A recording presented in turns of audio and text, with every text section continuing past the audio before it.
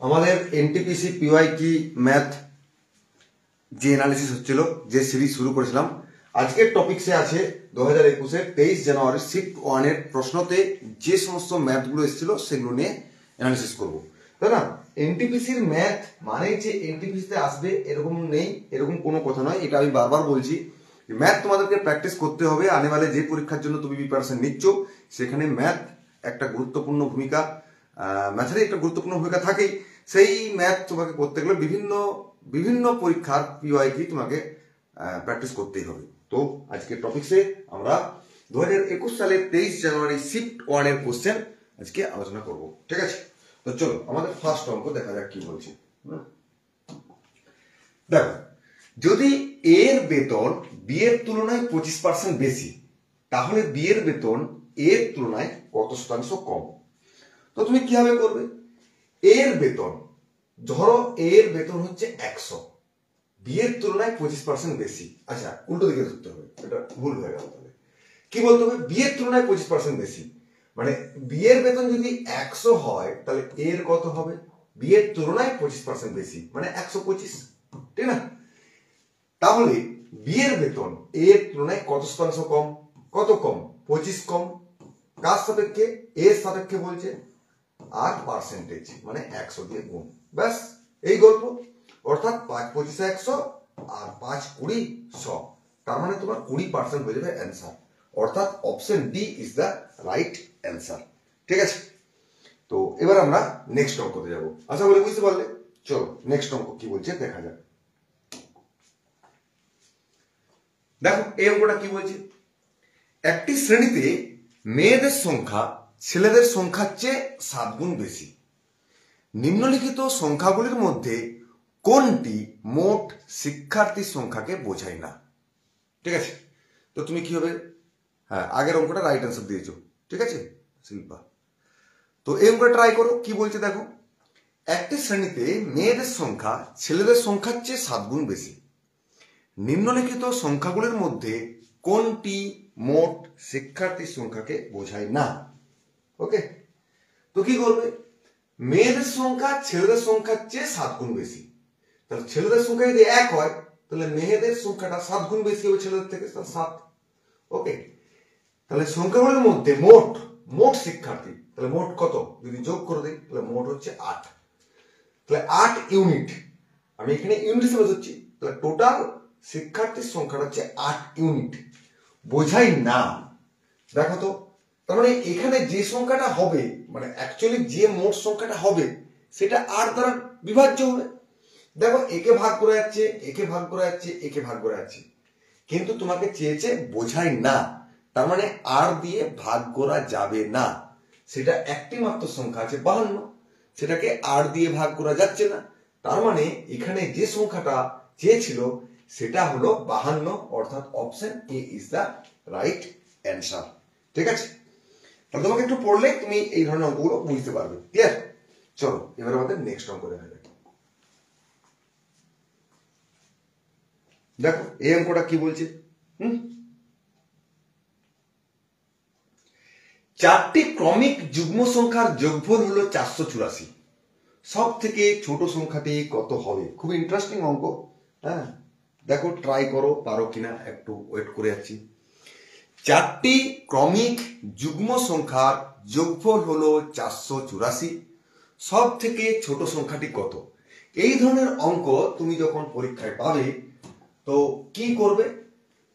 4টি যুগ্ম সংখ্যার যোগফল হচ্ছে 484, যোগফল, তাহলে গড়টা বার করে নিবে।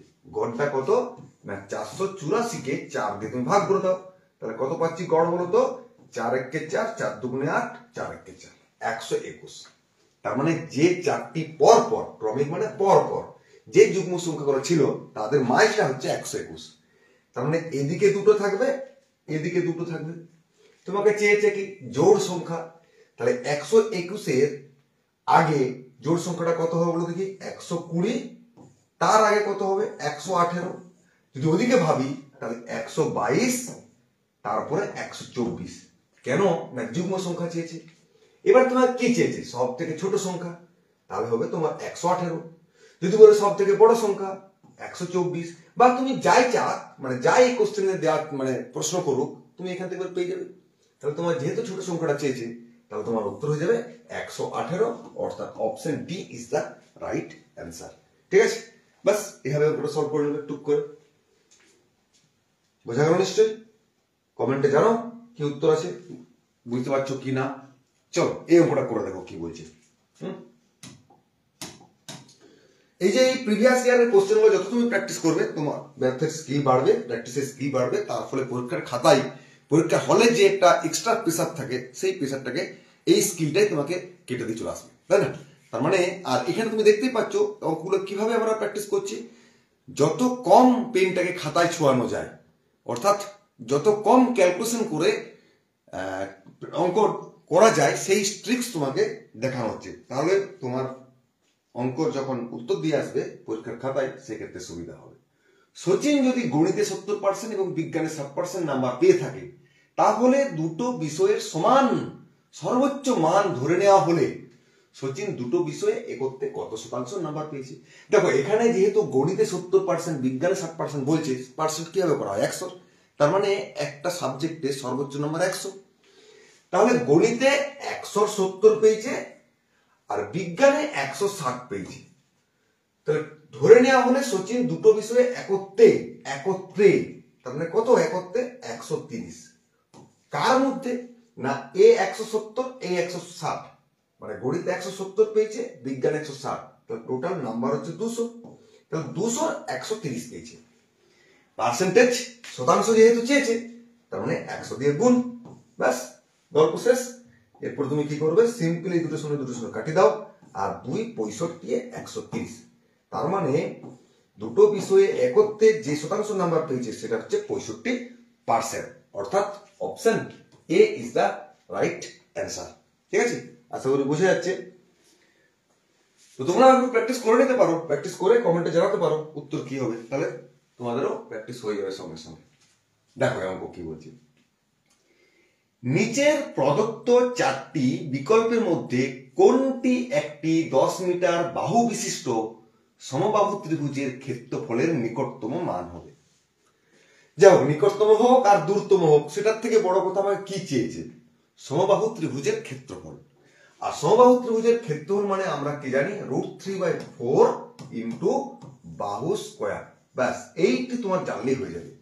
বাহু কত বলেছে? 10 মিটার।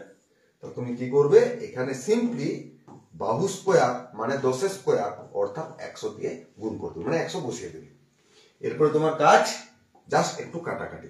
25√3, তার মানে তোমার 25√3, আর √3 মানে আমাদের উত্তর হচ্ছে 1.732 √3 মান। এবার তুমি 25 দিয়ে একটু গুণ করে দাও, তাহলে তুমি ক্লিয়ার হয়ে যাবে। 7 কত হচ্ছে বলো না? 7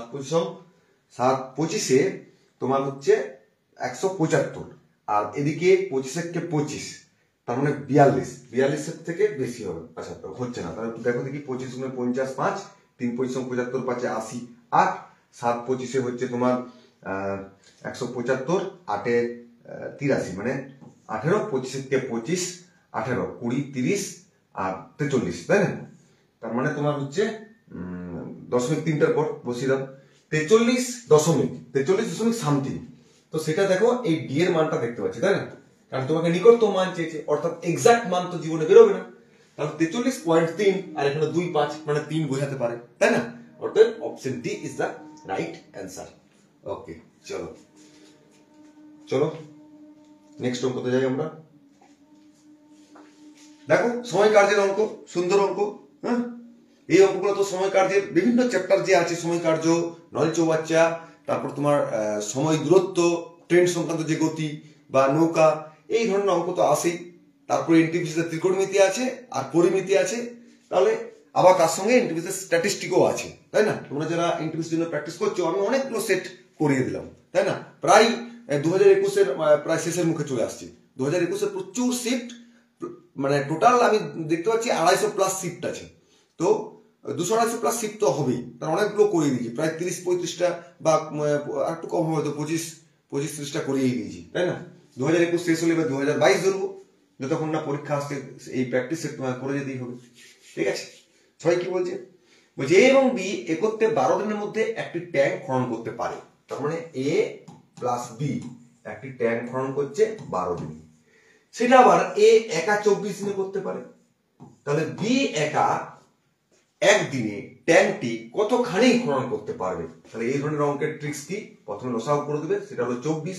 এইটা হলো টোটাল আমাদের কাজের পরিমাণটা, অর্থাৎ টোটাল কাজ যদি 24 ইউনিট হয় তাহলে এ আর বি দুজনে একসঙ্গে মিলে কত করবে? 12 দিয়ে ভাগ করবো, একদিনে 2 ইউনিট, আর এ একা একদিনে 1 ইউনিট। তোমাকে চেয়েছে কি? বি একা। তাহলে বি কি করে পাবো? না এখান থেকে যদি আমি এ কে বিয়োগ করে দিই তাহলে বি পেয়ে যাবো।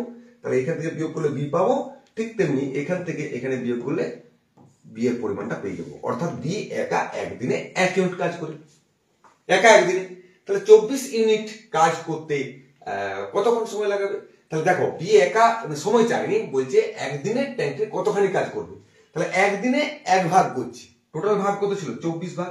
তাহলে একদিনে বি ট্যাঙ্কটি খনন করতে 24 ভাগের 1 ভাগ করবে, অর্থাৎ এইটাই তোমার অ্যান্সার। তার মানে সেটা দেখো অপশন ডি তে আছে। তার মানে D is the right answer. ঠিক আছে, ওকে চলো নেক্সট করতে যাই এবারে। আবার দেখো সময় কাজের একটা অঙ্ক, x এবং y 16 দিনের মধ্যে একটি কাজ শেষ করতে পারে। তা লিখে লিখে চাই, x আর y একটি কাজ 16 দিনের মধ্যে করতে পারে। y এবং z 24 দিনের মধ্যে ওই একই কাজ, y এবং z 24 দিনের মধ্যে একটি কাজ করে। x y z একসাথে কাজটি 12 দিনের মধ্যে সম্পূর্ণ করে। মানে x plus y plus z 12 দিনের মধ্যে কাজটি সম্পূর্ণ করছে। এই কাজটি শেষ করতে x আর z এর কত সময় লাগবে? ব্যাস, x এবং z এর কত সময় নেবে? তাহলে এইখানে আমাদের কাজ কি? লসাগু করবো। লসাগু দেখো হচ্ছে 48। এরপরে আমরা এই 16 দিয়ে ভাগগুলো 3 পাবো, 24 দিয়ে ভাগগুলো 2 পাবো, 12 দিয়ে ভাগগুলো 4। অর্থাৎ x প্লাস y, অর্থাৎ x ও y একদিনে 3 ইউনিট কাজ করে, y ও z একদিনে 2 ইউনিট কাজ করে, আর তিনজনে মিলে একদিনে 4 ইউনিট কাজ করে। তোমাকে চেয়েছে কি? x এবং z। ওকে, তাহলে x এবং z কি করে পাবো? না এক কাজ করা যাক, z কে রাখতে হবে, x কে রাখতে হবে, y কে হাটিয়ে দিতে হবে, তাই না?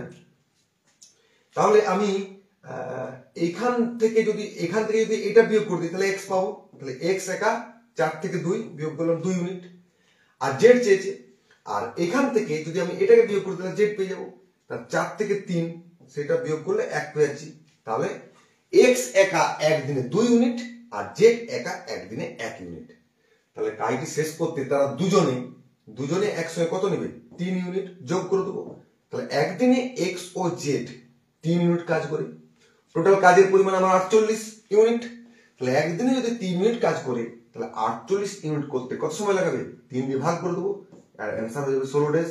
তার মানে x আর z যদি তারা দুজনে একসঙ্গে কাজটা করে তাহলে একদিনে মানে পুরো কাজটা করতে 16 দিন সময় লাগাবে, অর্থাৎ option B is the right answer.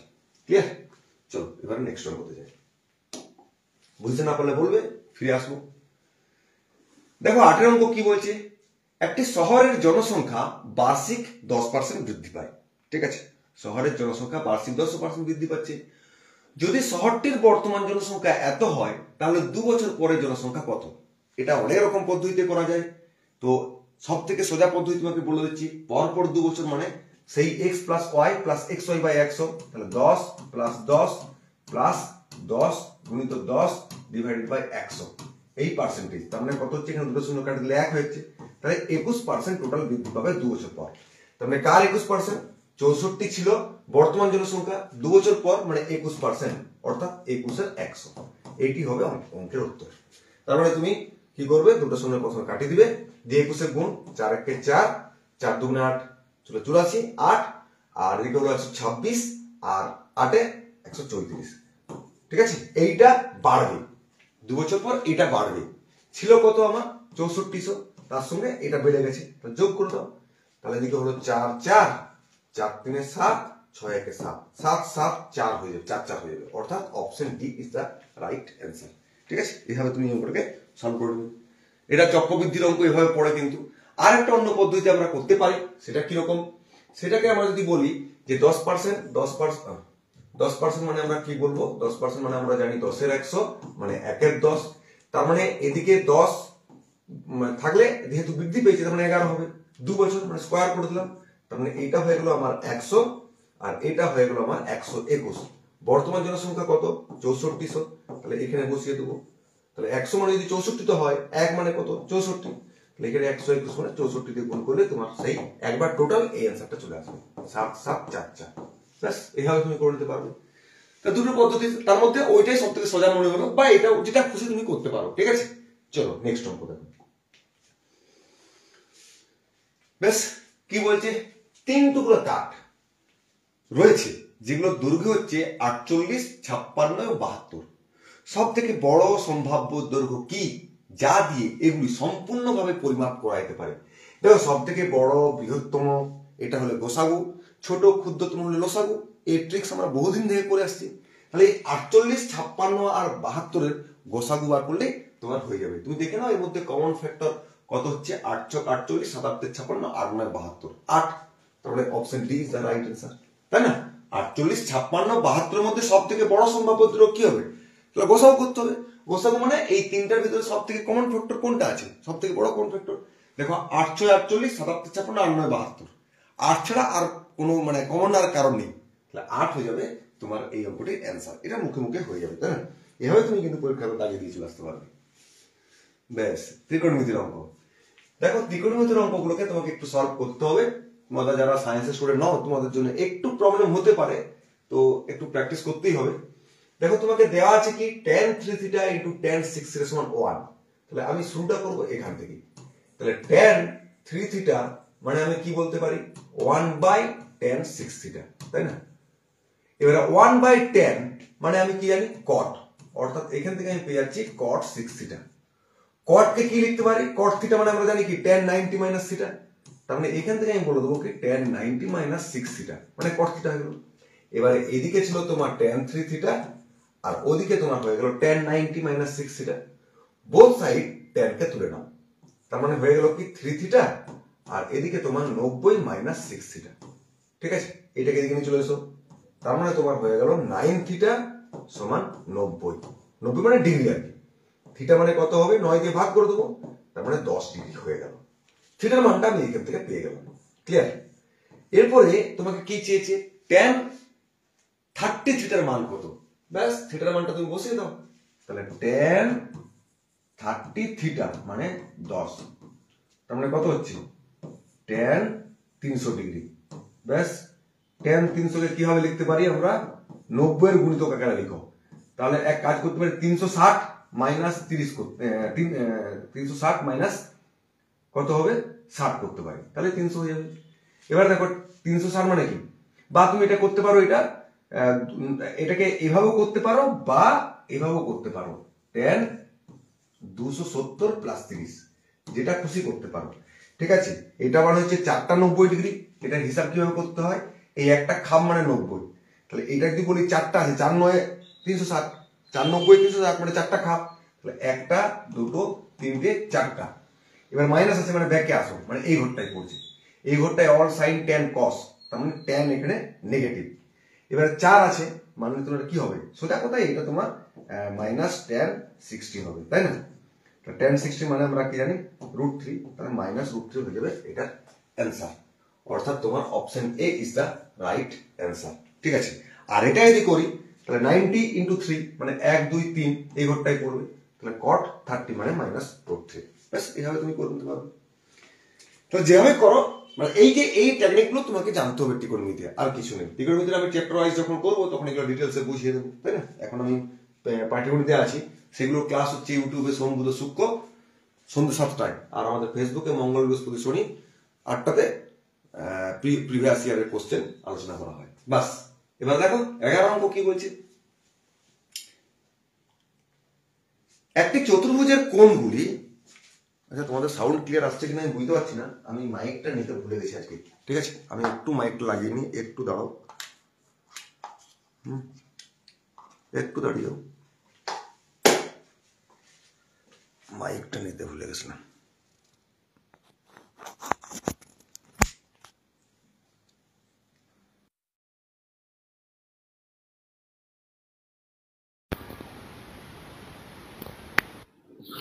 বেশ, আশা করি এবারে ক্লিয়ার।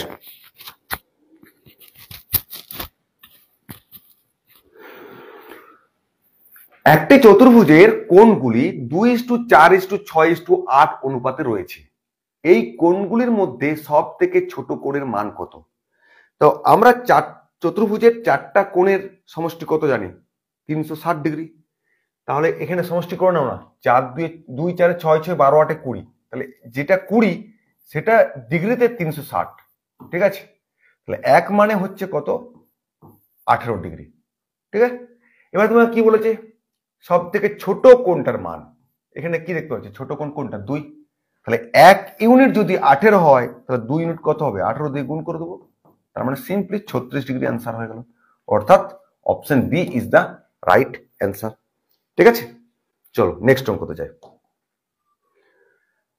শূন্যস্থান পূরণ করতে বলেছে 50-এর %% সমান 40। তুমি এক্স ফেক্স ধরে যা খুশি করো, সব থেকে সহজ ট্রিক্স হচ্ছে এইটা 50-এর 20% সমান 40। তো এটা কি করবে? এটাকে 100 করে দাও। তার মানে তুমি 2 দিয়ে গুণ করে দিচ্ছ, অর্থাৎ 100 সামথিং পার্সেন্ট সমান 2 দিয়ে গুণ করছে 80। তো তুমি বলো না 100 কত পার্সেন্ট 80 হয়? 80%। ব্যাস, এখান থেকে সুন্দর উত্তর হয়ে গেল। অর্থাৎ option A is the right answer, তাই না? তা তুমি এক্স দিয়ে যদি করো 50 গুণিত এক্স পাই 100 40, 2 50 100 কাটারি করে 2, মানে কি আমি বলছি যে 50 গুণিত এক্স পার্সেন্ট সমান 40। পার্সেন্টটাকে তুলি কি করতে হয়? X by 100। তাহলে 50 গুণে 100 আর 2টা দিয়ে গুণ করলে এক্স সমান 80। তাহলে এত কিছু করার দরকার নেই, 50টাকে 100 করে নিলাম, অর্থাৎ 2 দিয়ে গুণ করলাম। তাহলে 100 কত পার্সেন্ট 80 হয়? 100 80% 80, সিম্পলি কেস। ওকে, চলো নেক্সট অঙ্ক। বি এর থেকে এ দ্বিগুণ কর্মক্ষম। ধরো এ আর বি, বি এর থেকে এ দ্বিগুণ কর্মক্ষম। বি যদি একদিনে 1 ইউনিট করে তাহলে এ সেখানে 2 দিন করবে, 2 ইউনিট করবে, ঠিক আছে না? এবং একসাথে তারা 20 দিনের মধ্যে একটা কাজ শেষ করে একসাথে। তাহলে তারা একসাথে কত ইউনিট কাজ করবে একদিনে? 3 ইউনিট। তাহলে একটা কাজ তারা 20 দিনে করে, আর একদিনে তারা 3 ইউনিট কাজ করছে, তাহলে 20 দিনে তারা কত ইউনিট কাজ করবে? 60 ইউনিট। তার মানে কি? এটাই হয়ে গেল টোটাল কাজের পরিমাণ। এবারে কি বলছে? এ একা কত দিনে কাজটা শেষ করতে পারবে? এ একা যদি একদিনে 2 ইউনিট করে তাহলে 60 ইউনিট করতে কত সময় লাগাবে? 2 দিয়ে ভাগ করে দেবো। তার মানে হয়ে গেল তোমার 30 ইউনিট, অর্থাৎ 30 দিন। অর্থাৎ option C is the right answer, ঠিক আছে? এইভাবে তুমি ইজিলি এগুলো সলভ করতে পারবে। চলো নেক্সট। 52,500 টাকা দামে একটি গাড়ি বিক্রি করে রাম 25% ক্ষতি করেছে। তার ক্ষতির পরিমাণ কত ছিল? তাহলে দেখো, এইটা বিক্রয় মূল্য, এটা ক্ষতির পরিমাণ। তাহলে ক্রয় মূল্য যদি বার করতে পারি তাহলে বিক্রয় মূল্য ক্রয় মূল্যের ডিফারেন্সটা এখানে ক্ষতি হয়ে যাবে। তাহলে সেটা কি করে করব না, এই আমাদের বিক্রয় মূল্য, বিক্রয় মূল্য থেকে যখন ক্রয় মূল্য যাব তাহলে উপরে 100 লিখবো আর নিচে 25% ক্ষতি হয়েছে মানে আমরা এটা 75 লিখবো। 25% ক্ষতি হয়েছে মানে কি আছে 75%। ব্যাস, এইটা যেটা হবে সেটা ক্রয় মূল্য। তুমি এবারে এটাকে 25 দিয়ে কেটে দাও। 25 4 100, 3 পয়সা 75, 3 17 51 আর 3 5 15 20। তার মানে তোমার 0 0 4 5 20 2 4 1 4 3 7, ঠিক না? ঠিক হলো? 4 5 20 4 7 28 2 30 3 4 1 4 3 7। মানে এইটা হচ্ছে ক্রয় মূল্য, এটা আমাদের বিক্রয় মূল্য। তাহলে ক্ষতি কতটা হয়েছে? এই ডিফারেন্সটাই হচ্ছে ক্ষতি। সেটা কত না 52,500, তাহলে আর 500 যোগ করে দাও 53,000, তার সঙ্গে কত যোগ করলে 70 হবে? 17। তাহলে 17,500 হচ্ছে ক্ষতির পরিমাণ। অর্থাৎ option C is the right answer, ঠিক আছে? এইভাবে তুমি এই অঙ্কটাকে সলভ করবে। ব্যাস, চলো নেক্সট অঙ্কতে যাই এবারে। আজকের আমাদের টপিকস কি না 2021 সালের 23 জানুয়ারি শিফট 1 এনটিপিসিতে, ঠিক আছে? 71,624 সংখ্যাটিতে 7-এর স্থানিক মান কত? এখানে স্থানিক মান মানে হচ্ছে প্লেস ভ্যালু। দুই রকম ভ্যালু হয়, প্লেস ভ্যালু আর ফেস ভ্যালু।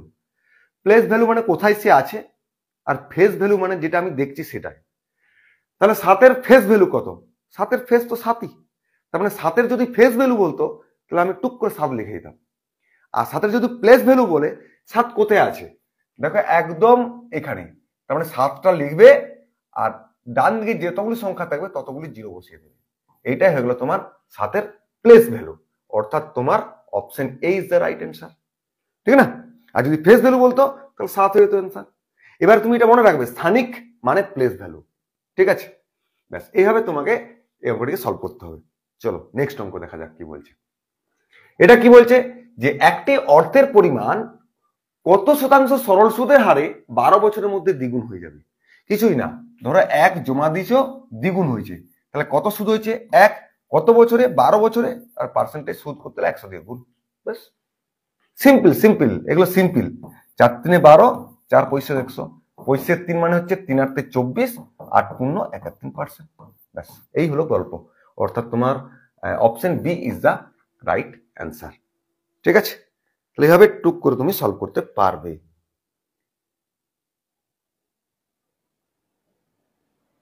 না, এখনো কিছু হবে জানা যায়নি, অফিসিয়াল নোটিশ তো এখনো বেরোয়নি, বুঝতে পেরেছো অভিজিৎ নস্কর বাবু? আবার একটা ত্রিকোণমিতি দেখো, এই পেজটাতে অনেকগুলো ত্রিকোণমিতির অঙ্ক আছে এই সেটটাতে।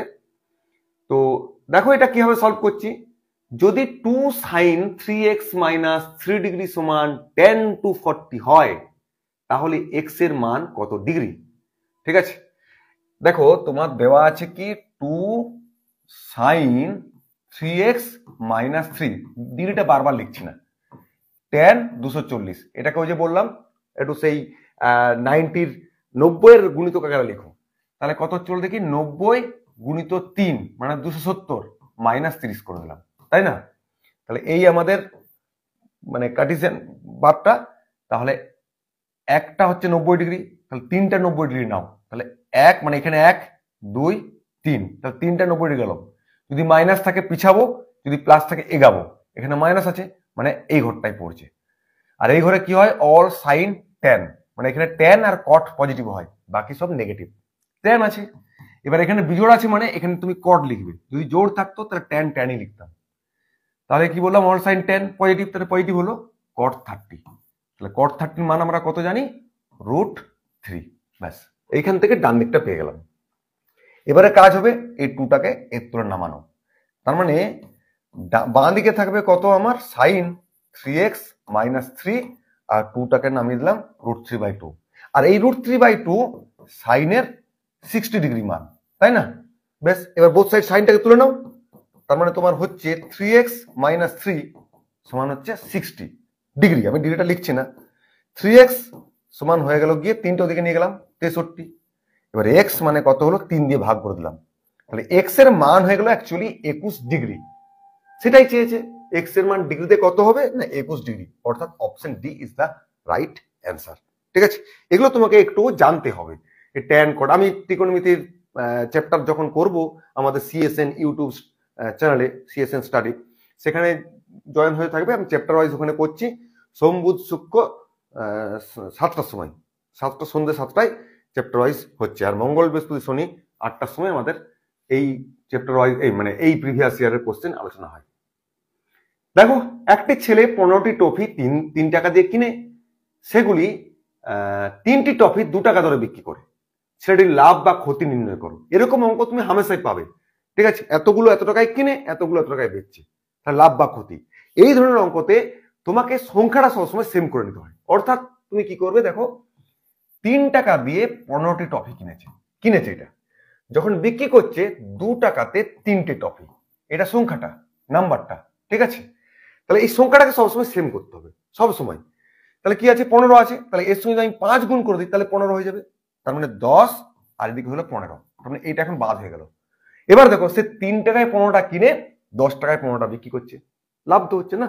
3 টাকা দিয়ে কিনেছিল সস্তায়, যখন বিক্রি করছে 10 টাকা দিয়ে, তাহলে কত লাভ হচ্ছে, 7 টাকা। তাহলে কার উপর লাভ, ক্রয় মূল্যের উপর লাভ হিসাব করতে হয়। তাহলে ক্রয় মূল্য 3 টাকা ছিল, 7 টাকা লাভ করেছে, আর পার্সেন্টেজের জন্য 100 দিয়ে গুণ। এইটা যেটা হবে সেটাই অ্যান্সার তোমার। লাভ হচ্ছে, তারপরে এই ক্যালকুলেশনটা করে নাও। তাহলে 700/3, 700/3 মানে আমরা বলবো কি 3 দুগুণে 6, তাহলে কত হলো 10, 3 × 3 = 9, 10, 3 × 3 = 9, 233.13% লাভ। লাভ ক্ষতি এখানে মিলেমিশে আছে, খেয়াল রাখবে। 233.13% লাভ, অর্থাৎ option C is the right answer. দেখবে ক্ষতিও তার উপরটায় আছে, ঝ্যাট করে 233 দেখে ডম করে মেরে দিয়ে চলেছে না, তাহলে কিন্তু পরীক্ষার বাইরে বেরিয়ে আঙুল কামড়াতে হবে। ঠিক আছে, চলো আশা করি বুঝতে পারলে। এবার নেক্সট অঙ্কে যাই। দেখো এটা কি বলছে, এটা সমাধান করতে বলছে। তো এই ধরনের অঙ্কর তো আমরা দেখেছি মাথায় বার টার থাকলে কিভাবে সমাধান করতে হয়, তাই না? কিভাবে সমাধান করতে হয়, আমরা বারের কেসটাকে ধরো আমি একটাকে বুঝিয়ে দিচ্ছি। যে এই যে সংখ্যাটা যেটা আছে না, প্রথমে কি হয়, সংখ্যাটা লিখতে হয় 0.5, দশমিক দশমিক বাদ দিচ্ছি, বার দিয়ে বাদ দিয়ে দিচ্ছি, 0.5 মানে 5ই, মাইনাস দিয়ে যে সংখ্যাটা বার নেই সেটা বিয়োগ করতে হয়, 0 0 বিয়োগ করলে 5ই থাকবে, ব্যাস। এবারে কটার মাথায় বার আছে, একটার মাথায়, জাস্ট যতগুলোর মাথার বার থাকবে ততগুলো 9 লিখবে। তো এইটি ভাঙার নিয়ম হচ্ছে এটি। এবারে বাকিগুলো তুমি নিশ্চয়ই বুঝতে পেরে গেছো, 6-এর 9 হবে, এটা 7-এর 9 হবে, এটা 8-এর 9 হবে, ঠিক না? তার মানে 9 নিচে সবাইকার লসাগু, 8 7 15, 6 21, 5 26, 26/9। এবার তোমাকে এটা একটু ভগ্নাংশে নিয়ে চলে এসো, 9 দুগুণে 18, 8 2 পূর্ণ 8-এর 9, এটা কোথায় আছে? দেখো এটা 9টা মিশে যাচ্ছে, option B is the right answer. ঠিক আছে, তাহলে এই বার দেওয়া অঙ্ক কিন্তু মাঝে মাঝে আসে, ওটাকে একটু দেখে সলভ করতে হয়। ক্লিয়ার? হ্যাঁ, আমি করব ওই ত্রিকোণমিতির করব, তোমরা ওই সিএসএন একদম সিএসএন স্টাডিতে জয়েন হয়ে থাকো, ওখানে আমি একদম পুরো ত্রিকোণমিতির ফান্ডাটা পুরো দিয়ে দেবো। ঠিক আছে, তার আগে আমি পাটিগণিত চলছে, আর বেশি দিন নেই, পাটিগণিতের আর 2টো চ্যাপ্টার আছে, শেষ হয়ে গেলে আমি ত্রিকোণমিতি ধরে নেবো। অনেকেই বলছে ত্রিকোণমিতির সমস্যা আছে, ঠিক আছে, ত্রিকোণমিতি অতি অবশ্যই ধরবো, একদম 0 থেকে একদম শেষ করে দেবো ত্রিকোণমিতি, যাতে করে তোমাদের এই ত্রিকোণমিতির সমস্যাটা না হয়। ঠিক আছে, চলো এখন আমরা নেক্সট অঙ্কতে যাই। দেখো এই অঙ্ক কি বলছে, দুটি সংখ্যা দুটি 2:3 অনুপাতে আছে, তাদের লসাগু এবং গসাগুর গুণফল দিয়ে দিয়েছে, সংখ্যা দুটির যোগফল কত? আচ্ছা, আমরা একটা ফর্মুলা জানি কি, লসাগু আর গসাগুর লসাগু গসাগুর গুণফল মানে হচ্ছে সংখ্যা দুটির গুণফল, এটা জানি তো। তাহলে সংখ্যা দুটিকে প্রথমে তুমি এক্স দিয়ে 2x আর 3x করে আলাদা করে নিলাম, তারপরে দুটো সংখ্যা আমি পেয়ে গেলাম 2x 3x। এদের যেটা গুণ সেটা মানেই লসাগু আর গোসাগুর গুণ, সেটা তোমাকে দিয়ে দিচ্ছে 9600। ব্যাস, এখান থেকে তুমি এক্সটা বের করে নিতে পারবে, অর্থাৎ এক্স স্কোয়ার 3 দুগুণে 6 দিয়ে আমি ভাগ করে দিচ্ছি, 6 16 96 আর দুটো শূন্য। এবার যখন আমি এক্স বার করব, তার মানে কি, এক্স মানে এটার বর্গমূল, তাহলে 4 আর 0 অর্থাৎ 40। তাহলে সংখ্যাগুলো কত হবে বলো দেখি, 2 × 40 আর 3 × 40। এখন আমি গুণ করবো না, কি বলেছে দেখো, সংখ্যা দুটির যোগফল চেয়েছে, যোগফল কত হবে, 3 2 5, তার মানে 5 গুণিত এক্স, তার মানে 5 গুণিত 40, তার মানে হয়ে গেল গিয়ে 200। ব্যাস, তাহলে সংখ্যা দুটি যদি চাইতো, সংখ্যা দুটি চাইলে আমি 40 দিয়ে গুণ করে দিতাম, 40 গুণে 80 আর 120। ছোট সংখ্যা বড় সংখ্যা এখান থেকে পেয়ে যেতে, মানে যেভাবে চাইলে তুমি এইভাবে পেয়ে যেতে। এখানে যোগফল চেয়েছে 200 বলে দিলাম, অর্থাৎ অপশন বি ইজ দা আমার রাইট অ্যান্সার হয়ে গেল। ঠিক আছে, ওকে চলো।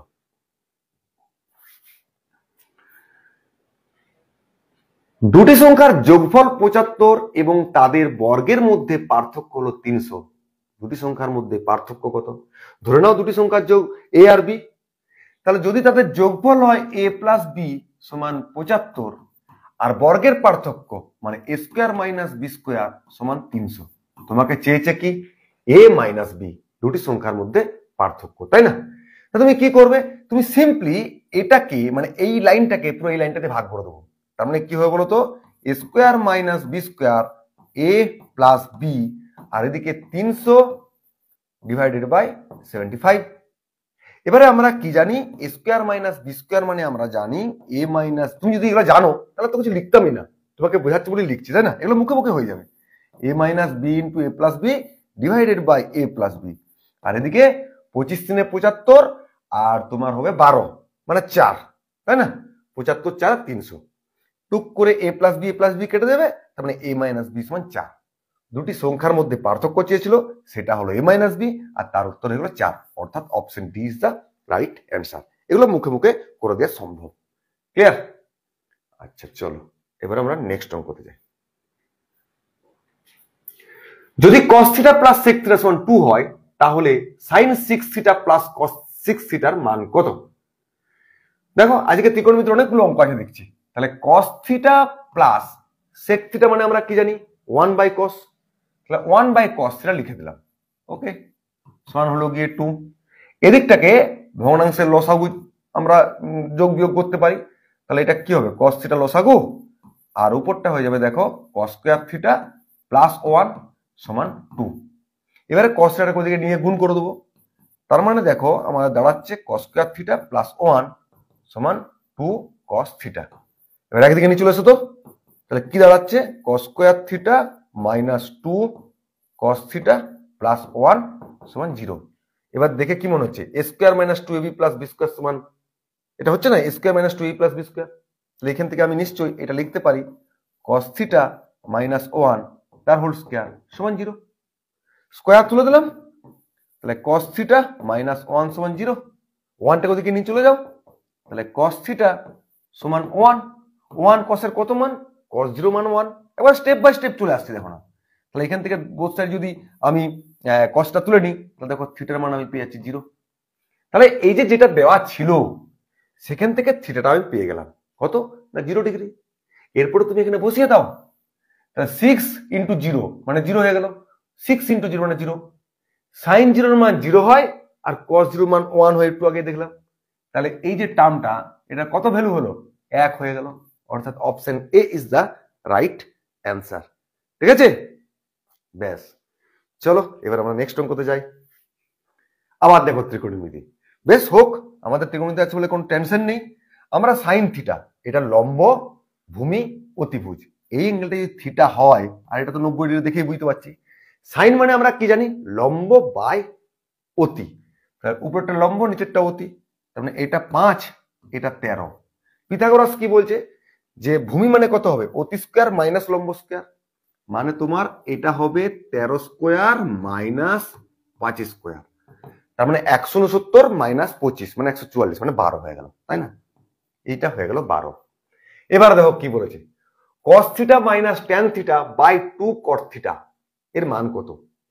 না cos থিটা মানে কি ভূমি বাই অতিভুজ অর্থাৎ 12 বাই 13, মাইনাস tan থিটা মানে লম্ব বাই ভূমি 5 by 12, divided by 2 cot theta. tan কোলটাই cot হয়, লম্ব বাই ভূমি যদি tan হয় তাহলে ভূমি বাই লম্ব হয়ে যাবে তোমার cot, অর্থাৎ 12 বাই 5। ব্যাস এই ক্যালকুলেশন, আর कुछ नहीं है। এবার তুমি তো জানো ক্যালকুলেশন করতে ভগ্নাংশের যোগ বিয়োগ লসাগু লসাগু, 12 12 144 মাইনাস 65, ঠিক আছে, আর নিচে কত হয়ে গেল 13 গুণিত 12 তার নিচে 24 ডিভাইডেড বাই 5 টাকে এই থেকে গুণ করে দিলাম। তার মানে এখানটা কত হচ্ছে দেখো দেখি 65 5 70 70 79, দেখো 79 গুণিত 5 আর নিচে 24 গুণিত 12 গুণিত 13। নিচটা ক্যালকুলেশন কেন করব না, দেখো সবগুলোই একই আছে, আছে না? নিচটা ক্যালকুলেশন করার দরকার নেই, শুধু উপরটাই দেখে নাও কোথায় হচ্ছে, তাহলেই গল্প শেষ। এদিকে হচ্ছে তোমার 45 আর 5 35 350 আর 45 395, তার মানে দেখো অপশন এ তে আছে তোমার অ্যান্সার। ঠিক আছে, এভাবে কিছু হিজিগিজি ক্যালকুলেশন দেয় করতে হবে একটু। ঠিক আছে, চলো নেক্সট অঙ্কতে যাই। এবারে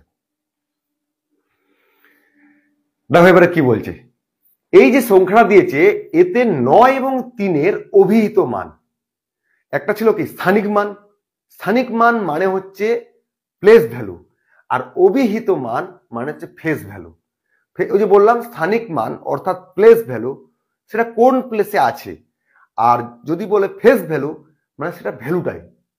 তাহলে 9 এবং 3 এর ফেস ভ্যালুর মধ্যে পার্থক্য কত? 9 এর ফেস ভ্যালু 9, 3 এর ফেস ভ্যালু 3, তাদের পার্থক্য 6।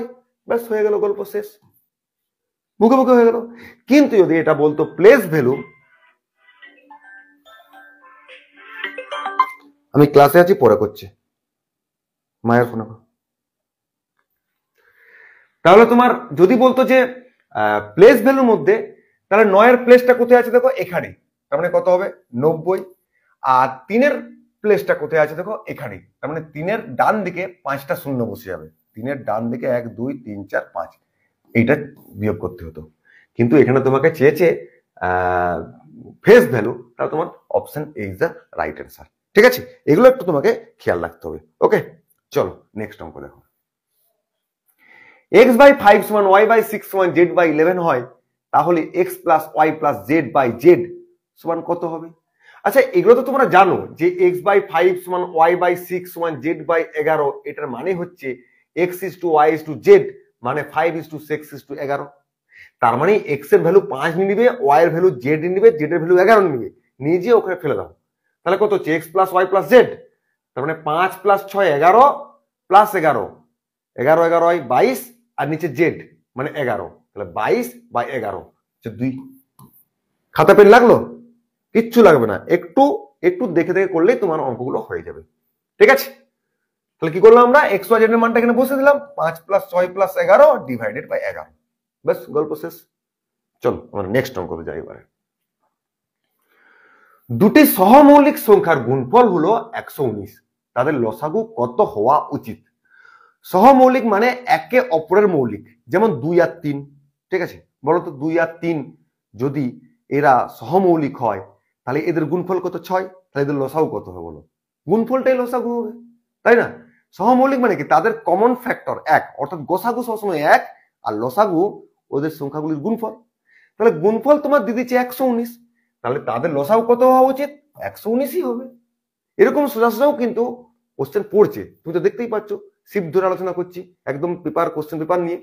অতএব সবসময় যে সোজা পড়বে এরকমও কোনো কারণ নেই, আর সবগুলাই যে জটিল পড়বে এরকম ভাবারও কোনো কারণ নেই। 30টা থেকে 32টা এরকম অঙ্ক আসে, তার মধ্যে দেখবে তুমি 27 থেকে 28টা ইজি পাচ্ছ, বাকি 2-3টে ওইটাই হচ্ছে মেন, ওইটাই অনেক সময়। এবার তুমি যদি বলো যে 2-3টা করার জন্য অনেক করতে হবে তোমাকে প্র্যাকটিস, আর 27-28টা তুমি তোমার প্র্যাকটিস থেকে করে নিতে পারবে। একটু তো প্র্যাকটিস করতেই হবে অবশ্যই। ঠিক আছে, দেখো এটা একটা বীজগণিতের অঙ্ক। এই অঙ্কটাকে তুমি কিভাবে সলভ করবে? এই অঙ্কটা সলভ করতে গেলে তোমাকে একটু বিয়োগগুলো করে নিতে হবে মনে মনে। আচ্ছা, এটা যদি বিয়োগ করি, একটা আমি দেখে দিচ্ছি বিয়োগটা, ঠিক আছে? তাহলে কি হবে বলো দেখি? x plus 1 minus 1 divided by x plus 1, clear? তার মানে কত হচ্ছে বলো দেখি? x by x plus 1। তার মানে নিচে যেটা ছিল এখানে গেলে 1 কমে যে এটা হচ্ছে, ঠিক আছে? তাহলে এইটাকে আমি করছি, তাহলে দেখো আমি এবার প্রথম থেকে লিখছি, এই টার্মটা কত পেলাম বলতো? x বাই x প্লাস 1, এরপর গুণ আছে, যখনই আমি এটা তুলে দেবো 1 বিয়োগ করবো, তার মানে উপরে হবে x প্লাস 1 আর নিচে x প্লাস 2। তারপরে ঠিক সেম কেস, এটা তুলে নিয়ে 1 বিয়োগ, তার মানে x plus 2 by x plus 3। এরকম করে গুণটা হতে হতে হতে হতে ওখানে কি হবে? 2x minus 1 by 2x। এই নিয়ে কোনো সন্দেহ আছে কি? নেই। এরপর তুমি কি করবে? এবার তুমি দেখেই বুঝতে পারছো কি করবে। দেখো এটার সঙ্গে এটা কাটছে, এটার সঙ্গে এটা কাটছে, তার মানে এখানে যে টার্মটা থাকবে সেটার সঙ্গে এটা কাটবে। তারপর নিচটা কেটে আছে, তার মানে এখানের টার্মটা এর নিচের সঙ্গে কেটে যাবে, যেটা থাকতো মানে এর আগের টার্মটা বা এর পরের টার্মটা থাকতো, তো ডট ডট দিয়ে আছে, তার মানে ওটা কেটে যাবে। তাহলে থাকছে কে? এখানে দেখো x থাকছে, ওখানে দেখো 2x থাকছে, ব্যাস। এবার তুমি x এ কাটিয়ে দাও, ব্যাস হাফ হয়ে গেল তোমার অ্যান্সার, গল্প শেষ। বোঝা গেল? এইভাবে তুমি এই অঙ্ক সলভ করবে। এরকম বীজগণিতের অঙ্ক তোমার থাকে, করতে হবে তোমাকে। আবার ত্রিকোণমিতি, কিন্তু ত্রিকোণমিতি হলো একটু ত্রিকোণমিতির ট্রিকও জানতে হবে। এই পেজটাই দেখলাম, এই পেপারটাই দেখলাম অনেকগুলো ত্রিকোণমিতির অঙ্ক পড়েছে। এমনিতে এক দুটো থাকে, কিন্তু এটাতে অনেকগুলো পড়েছে, ঠিক আছে? দেখো কোসেক থিটার মান দিয়ে দিচ্ছি, কট থিটার মান দিয়ে দিচ্ছি, আর আমি কি জানি? আর আমি তার সঙ্গে এটা জানি, cosec square theta minus cot square theta সমান 1। এটা যদি তুমি জানতে পারো তাহলে তুমি হিসাব করে নাও, কোসেক স্কোয়ার মানে 9x square minus minus cot square মানে 9 বাই x স্কোয়ার সমান 1। তুমি এবারে 9টা কমন নিয়ে নাও, দেখো ওইটাই তো চেয়েছিল, এটাই তো চেয়েছে, তাই না? তার মানে 9 into x square minus 1 by x স্কোয়ারের ভ্যালু কত? 1। খুব জটিল নয় কিন্তু। তাহলে তার আগে তোমাকে এই সূত্র জানতে হবে, এই সূত্র জানলে কিন্তু এই অঙ্কটা করে নেওয়া সম্ভব, অর্থাৎ option D is the right answer. ঠিক আছে, চলো এরপর আমরা নেক্সট অঙ্কতে যাই। আর এই অঙ্কটা আমি অনেক করেছি, অনেক করিয়ে দিয়েছি। দুটি বৃত্তের ব্যাসার্ধের অনুপাত হলো 1:4, তাদের ক্ষেত্রফল কত? বৃত্তের ব্যাসার্ধ ধরো আর যদি হয় তাহলে ক্ষেত্রফল কত? বৃত্তের ব্যাসার্ধ যদি আর হয় তাহলে এটা ব্যাসার্ধ, ক্ষেত্রফল হবে পাই আর স্কোয়ার। তাহলে এটা ব্যাসার্ধটা দিয়ে দিয়েছে, তাহলে আর স্কোয়ার করো, মানে pi 1 square is to pi 4 square. তোমাকে বোঝাচ্ছি বলে, যখন আমি নিজে নিজে করবে, মানে যখন নিজে ভাববে, এই পাইগুলো লেখার দরকার নেই, কারণ কেটে যাবে, তো সিম্পলি স্কোয়ার করে দাও। তাহলে 1 স্কোয়ার 4 স্কোয়ার মানে 1:9। কোথায় আছে 1:9? এই সরি, 1 স্কোয়ার 4 স্কোয়ার, 4 স্কোয়ার মানে 16, তাহলে 1:16 দেখো অপশন ডি তে আছে। ও অপশন এ তে, সি তে আছে 1:16। তাহলে এইভাবে তোমাকে, যদি এইটা তুমি জানতে পারো, তাহলে এটা টুক করে হয়ে যাবে, খাতা পেন লাগবেই না, জাস্ট ক্লিক, তাই না? চলো 30 অঙ্কটা দেখো কি বলছি। কোন ক্ষুদ্রতম সংখ্যাটি এত এত এত এত দ্বারা পূর্ণবিভাজ্য হবে? এটা তোমার জন্য আমি হোম টাস্ক দিলাম। কি করবে? ক্ষুদ্রতম সংখ্যা মানে এগুলো লসাগু বার করতে হবে, যেটা হবে সেটাই উত্তর, দেখে নেবে। ঠিক আছে, এটা কমেন্ট বক্সে জানাও এর উত্তর কত। ঠিক আছে, চলো আজকে আমাদের এই পর্যন্ত ছিল। তোমরা যারা শেষ পর্যন্ত দেখলে অনেক অনেক ধন্যবাদ।